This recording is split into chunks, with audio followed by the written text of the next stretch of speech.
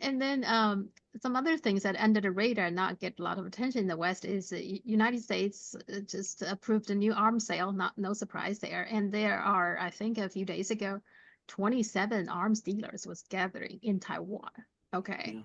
Yeah. And the Japan and US are having some kind of a discussion to co-develop and co-produce missiles and Yeah. other military assets in Japan. And of Yeah. course, the idea is that they will manufacture there and then sell it to Taiwan. That's I Yeah. guess that's what they're trying to do. Now, Well, Japan actually they had the laws to prohibiting it from selling attacking weapons. mm, And I think a few months ago, maybe a couple months ago, they abolished those laws.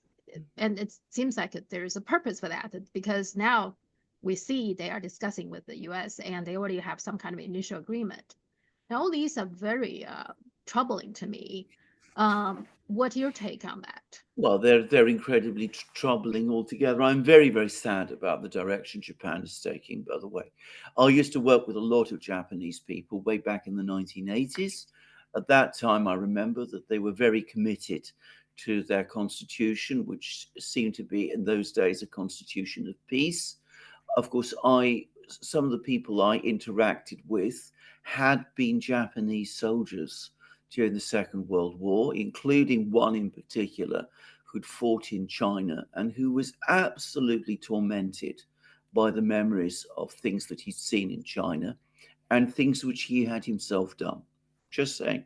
So there was all this. There was this feeling in Japan. And since the 1980s, every year and every decade, I've been watching this trend moving in the opposite direction towards a more nationalist, well, we call it nationalist, a more anti-Chinese policy, a regression towards the kind of disastrous policies that Japan followed in the 1930s, which of course brought Japan to the point of total catastrophe and which made Japan deeply unpopular with the Mhm. other countries of the Pacific region. I think this is a point people perhaps aren't aware of, especially in Europe, because I met many people from all kinds of places along in the Pacific world, and certainly Korea, but even places like Indonesia and the Philippines. It's Yeah. Japan provokes much stronger feelings and concerns amongst them than China has ever done. Mhm. Just saying. Yeah. So, all of these things are there, but the Americans, of course, have been playing to this. Certain powerful oligarchies within Japan have been playing to this as well. And with every day and every year and every month, we see this very, very dangerous drift that Japan has. So, what is actually going to happen, and this is I'm confident about, we're going to end up in a situation where Japan finds itself in confrontation with China, Mhm. a country which is now far more powerful than Japan is. A fact which the Japanese find very difficult to accept, by the way. But they will also find that their allies, their friends, as they imagine them to be, in the Pacific don't exist, and that there's going to be more and more concerns about Japanese revanchism. You know, Japan's attempts to try to re-establish itself as some kind of dominant power in the Pacific as well. So it's a very dangerous policy. Of course, people in China have particular reasons, given what happened in the 30s and 40s, to feel Mhm. particularly worried about this massive Japanese build-up, which it is, by the way. Mhm. Mhm. And if we're talking about the United States, of course, it's also playing with fire because a confrontation, a military confrontation involving all of these different countries fighting each other in the Pacific, Japan versus China, the United States supporting Japan against China. They have no idea. They truly do not understand how dangerous for them that is. The kind of emotions and forces that they're playing with. I can just tell you, of all the countries in the world, Japan is one country that Chinese people in general has no problem to using the most forceful weapons they have, Yeah, including nuclear weapons, to go against. I yeah, mean, absolutely. Japan is truly committed suicide if it really dare to attack China. I find Well, that's crazy. it's absolutely clear. Can I just say something? I mean, the point about Japan, the thing to understand about Japan is that for the last 30 years, 40 years, it's been a nation in decline. I mean, I had lived through the rise of Japan, which, reached its peak some point around 1980. And of course, that was a peaceful rise. It was all based on trade and economics. And it brought with it a kind of self confidence amongst Japanese people. As that has turned, and as Japan has been going down, largely, by the way, because they accepted American economic uh, policies. I mean, they reshaped Mhm. their policies to satisfy the Americans. What one has started to see is a return of militarism. It's as if the Japanese want to try to compensate for their economic decline by reverting to a sort of more aggressive, militaristic foreign policy, principally focused against China. And I get to say this also: if you have spent any time with Japanese people, they have an incredible, disastrous arrogance towards China. It's one of the things that they find one reason why China's rise has offended them so much, and a tremendous underestimation of China. I mean, Mhm. they are convinced that in any war between China and Japan, of course, will win. I mean, because Japan is this great martial military country with samurai tradition and all of that, and this is dangerous nonsense. Again, it's based on a complete misreading of um, Chinese people, and by the way, of Chinese history too. Of the Japanese still believe they didn't lose the World War II to China. They lost it to US. Well, that's They it. don't even Well, admit they actually lost to the Soviet as well. The Soviet played a very important role toward the end of it as well. I think the only people they believe they lost to is the United States, but well, that you know, not that China. that is that is exactly right, and of course, that is what their emperor basically told them at the very end of the war, Yeah. when he said that the reason that he was ending the war was because of the nuclear weapons. The reality is, and this is the thing again. If you, I want to just talk about the Second World War Yeah. in the Pacific. People have got the whole course of the war in the Pacific completely wrong. Hmm. Throughout the entire time after Pearl Harbor, the bulk of the Japanese army was tied up and fighting China. Yeah. That is where the Japanese suffered the biggest losses and where their forces were being steadily ground down. This had already, of course, started even before Pearl Harbor. Pearl Harbor was a kind of desperate attempt to find a, a way out of a war that Japan was losing in China Mhm. by doing what reckless militarists like to do, which is to escalate. And but already by the 7th of December 1941, if you actually grind down the statistics and see what was happening, it's already clear that Japan was on a trajectory towards defeat. Hmm. It's something people very much don't understand because the war between Japan and China has been so little written about and Yeah. so little studied and understood in the West. Hmm. Yeah, I agree. I also, yeah, yeah, and there's a lot to study, even for me, learning more and more. Yeah, there you're right. I think actually before the Pearl Harbor, that was desperate. That was the Japanese was panicking, right? That's Yes, why they did with the Pearl Harbor, and their yes, panicking is because it doesn't go very well. I think the original plan was they quickly take the Manchuria, and then they can occupy and make it the Japanese, and that was the goal. They knew that for them to occupy the whole China would be not possible. Even they knew that.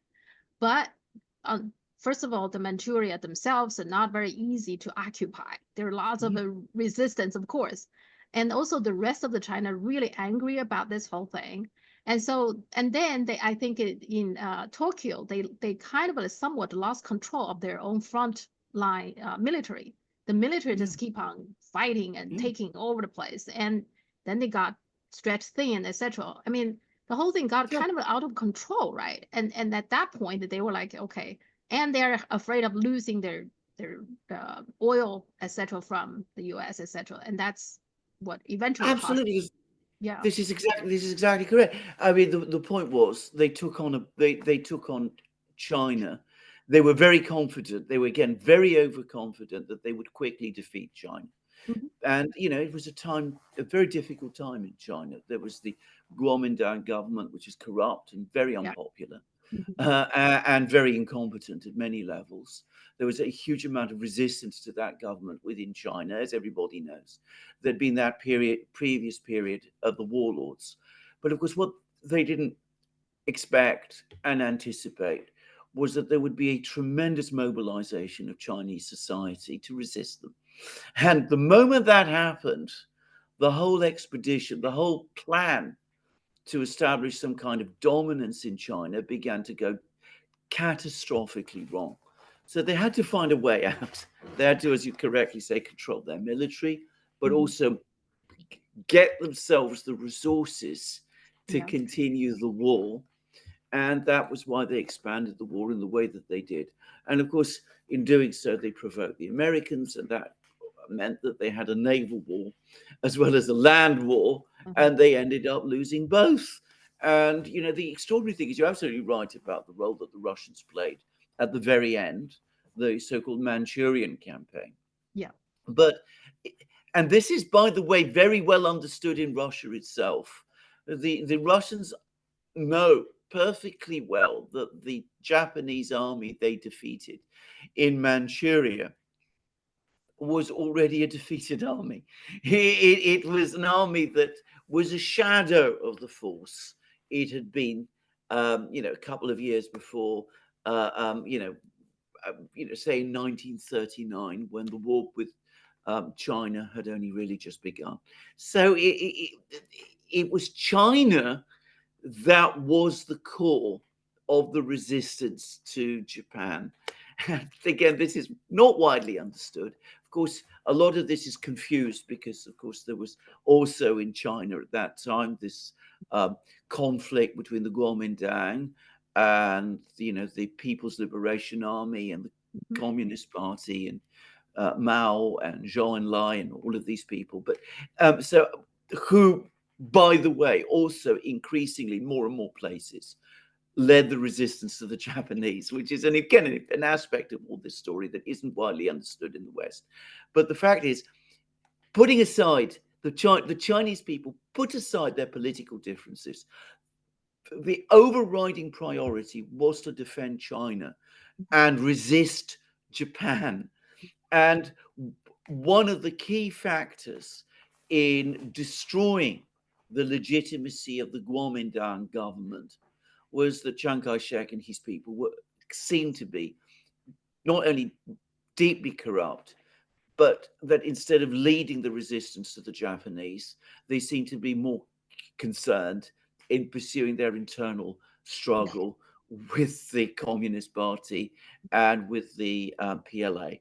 Yeah. Uh, I mean, I probably said it much too simply. I'm sure people in China who understand their history a lot better than I do would understand this better. But again, all you have to do is to look at the facts, look at where Japan suffered the biggest losses, where the greater part of its army was located, Mm. and look at the losses the Chinese people suffered.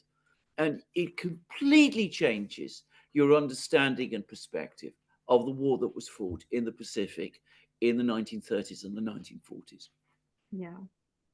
And also, if we look at it now, I find it one thing that should be obvious to everyone is that when you have a war between a huge country versus a small country, the longer the war drags on, the more advantage the big country has. simply because the big country has more people, more resources, right? So Japan, just from the beginning, they should know they have very little chance to really win if the war drag on and on and on. And the same Well, is true, you can say about the Soviet versus Germany, right? yeah. In the beginning, Soviet made some mistakes, Germany made some progress, but the longer it took, in particular, of course, when the winter came, then, but I mean, if we know that, I'm not a military guy, but I can see that pretty obvious Yeah. to me.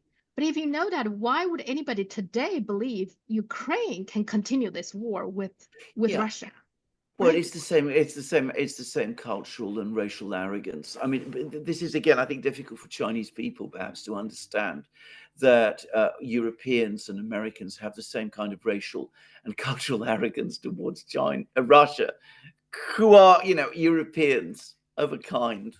And we've discussed that in other programs.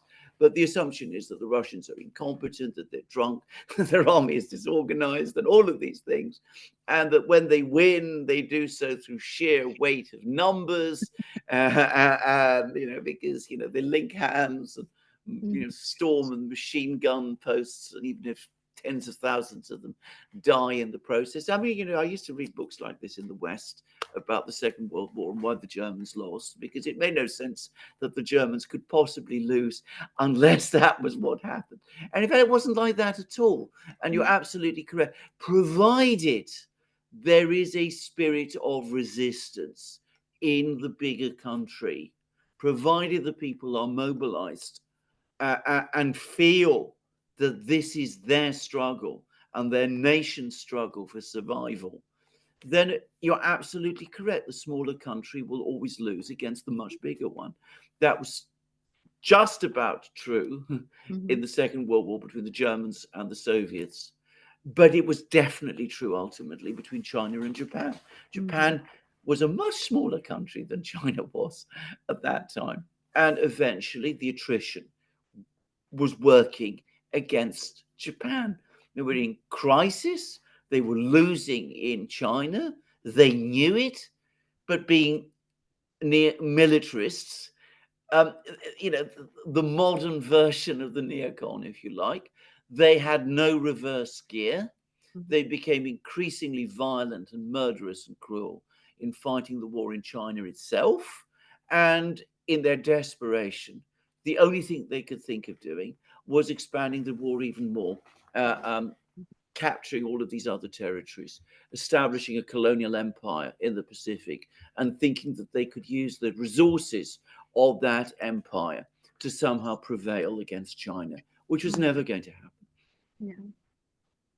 And it's just interesting that history has a lot of parallels, right? That, Yeah, but every time when you say, okay, you're making the same mistake that the other people are making, they always feel, oh, we're different.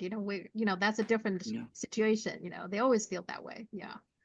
This is absolutely, I mean, I remember, again, I say this, I remember in 2001 when the United States decided to intervene in Afghanistan. And I remember all these American military people, they were being told by the Russians at that time, don't go into Afghanistan. You Mhm. don't understand what you're getting yourself in for there. Into. These people there know how to fight. They will fight you. If they don't like you, they will resist you. And all these American generals and officers and security people say, oh, no, no, no, it's going to be very easy for us. Well, certainly, obviously, the Russians have some problems there. But we're so much better trained. Yeah. We're so much better armed. Mhm. We know so much more about how to fight and win in these places that it will be easy for us. Mhm. We know what Here we happened are, 20 years later. Yeah. 20 Okay. years later, exactly. Yeah.